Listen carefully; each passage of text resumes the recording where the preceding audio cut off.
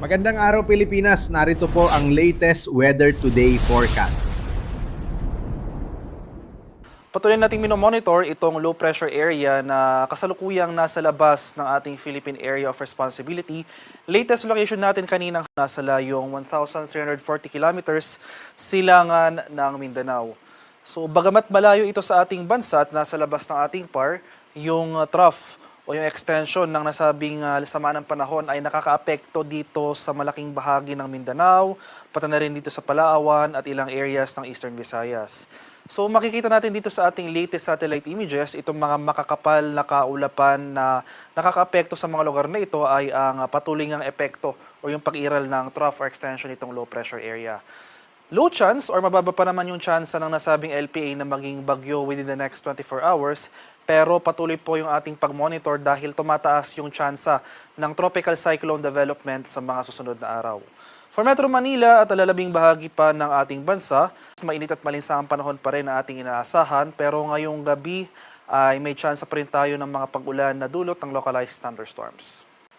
At para naman sa magiging lagay ng ating panahon dito sa Luzon, so for Metro Manila and most of Luzon, magpapatuloy pa rin itong generally fair weather, bahagyang maulap hanggang sa maulap na papawirin, sasamahan pa rin yan ng mga pag-ulan, mga biglaan at panandaliang pag-ulan na dulot ng localized thunderstorms. Kadalasan nangyayari yung mga pag-ulan na ito pagsapit ng hapon hanggang sa gabi.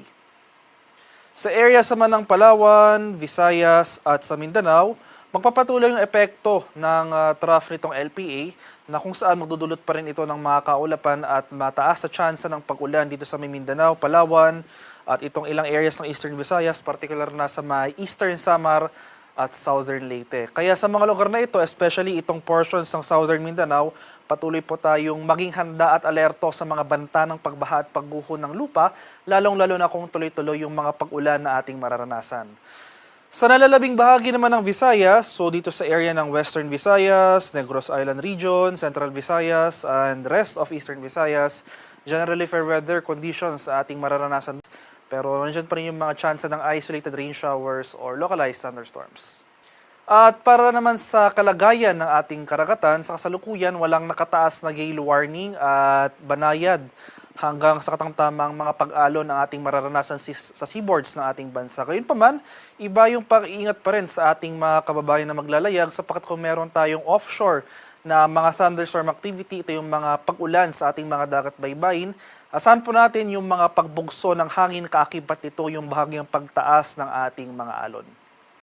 At para naman sa ating 3-day weather outlook sa mga piling syudad ng ating bansa, so for Luzon, sa mga areas ng Metro Manila, Baguio at Legazpi, sa araw ng Martes hanggang sa Huwebes, magpapatuloy pa rin itong generally fair weather, partly cloudy to cloudy skies, pero magdala pa rin tayo ng payong dahil posible pa rin yung mga hapon hanggang sa gabi ng mga pag-ulan na dulot ng localized thunderstorms. Sa areas naman ng Visayas, so generally improving conditions sa ating inaasahan over these areas, posibleng mabawasan yung epekto ng low pressure area, no? So inaasahan natin na posible nga itong maging bagyo sa mga susunod na araw. Low chance for the next 24 hours, pero yung development into a tropical cyclone increasing in the coming days. So mananatiling malayo ito sa ating bansa, posibleng ang pumasok ng ating Philippine Area of Responsibility towards the end of the week. So posibleng dumaplis ito sa ating PAR and generally recurving po yung track ng nasabing sama ng panahon. So malayo po ito sa ating bansa at hindi naman ito magdudulot ng mga pag-ulan or mga malawakang pag-ulan sa malaking bahagi ng Visayas sa ngayon. Sa area naman ng Mindanao, itong sama ng panahon na ito posible pa rin magdulot or maapektuhan itong area ng Mindanao. Asahan natin na mataas sa tsansa ng mga kaulapan at mga kalat-kalat na pag-ulan at thunderstorms.